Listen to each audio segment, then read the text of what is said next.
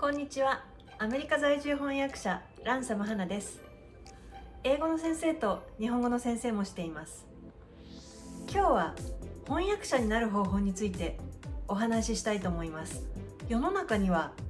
翻訳者になりたいっていう人が結構たくさんいらっしゃるんじゃないかと思っています。でも実際に翻訳者ってどういう生活してるんだろうとか、どういう顔をしてるんだろうっていうのは意外に知られてないんじゃないかなと思うので、今日この話をすることにしました。2019年ぐらいから日本に帰るたびに翻訳者になりたい人とか翻訳者駆け出しの方を対象に翻訳者ワークショップっていうのを、開催しています。でその時に必ずね、毎回そのワークショップに参加してくださった方の中に必ず何人か生の翻訳者に初めて会ったっていう人がいらっしゃるんですね。だから翻訳者になりたいなって思う方いらっしゃる割には、実際に翻訳者に会ったとか翻訳者の話を聞いたっていうことが意外にないんじゃないかなって思うようになりました。で実際に翻訳者ってあんまり表に出てこない人が多いですね。通訳者さんは人前で話さないといけないから結構出てきてお話しされたりするのが上手な方が多いと思うんですけど、翻訳者はもともと黒子っていうか裏方さんなので、あまり人前に出ることを好みません。あと話すよりも文字を書く仕事なので、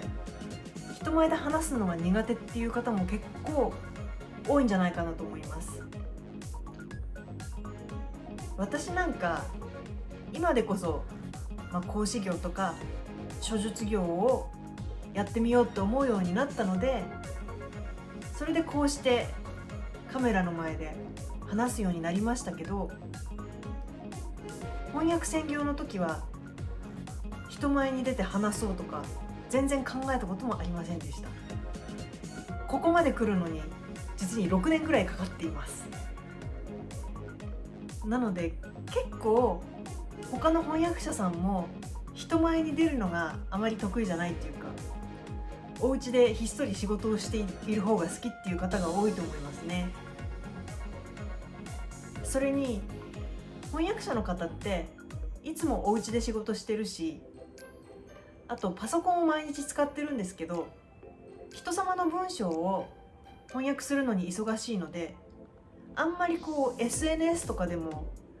長々と文章を書いてる人もあんまりいないですね。なので、そういうこともあって翻訳者って透明人間っていうかね、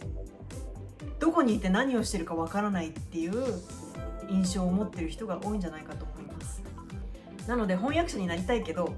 翻訳者に会ったこともないし、どこから手つけていいかわかんないって思ってる方も多いんじゃないかと思うんです。で翻訳者になる方法ってぶっちゃけ一つではないです。いろんな方法があります。私が25年間仕事してきてる産業翻訳とか実務翻訳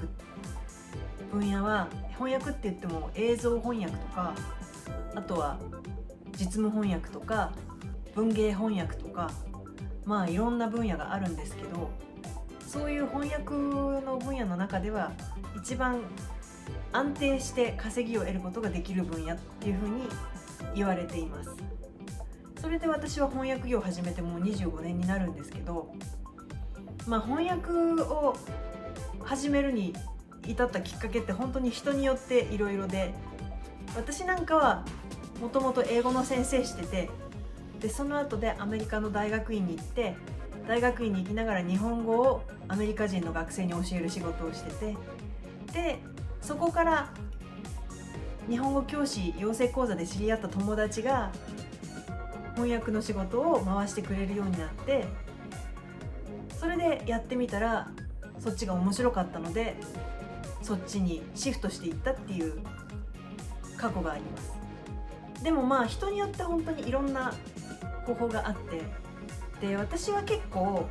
翻訳者になる方法っていうのは、芸能界の人が芸能界に入って芸能人になるまでにちょっと似たようなところがあると思っています。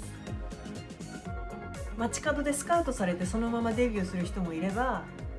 子供の時から子役専門の学校へ行ってオーディションを受けながらいろいろ経験を積む人もいるじゃないですか。で、産業翻訳の分野もちょっとそれに似ていて、私みたいにいろんなきっかけで声をかけていただいて翻訳の世界に入ったっていう人もいるんですけど、で翻訳の学校へ通ってそれで翻訳者になったっていう人もすごく多いです。で、日本にもいろんな翻訳の学校があるし、海外の翻訳の学士号とか修士号とか取れる大学があるので、そういうところへ行って大学で翻訳や通訳を専攻して翻訳者になるっていう方もいらっしゃいます。で、いろんな方法で翻訳者になる方法があるんですけど、あとは大学を普通に卒業して社内翻訳者としてまず会社員になって、でそこでの会社の製品についての経験を、知識を、増やして、それで経験を積んでそこから独り立ちしていくっていうケースもあれば、あとは翻訳会社に入ってチェッカーさんとか、あとはコーディネーターさん、仕事の手配とかそういう周辺の仕事ですよね。でそういう仕事をしながら現場を見ながら翻訳者になっていくっていう人も見たことがあります。よく定番として最初チェッカーさんの仕事をしながら後々翻訳者になるっていう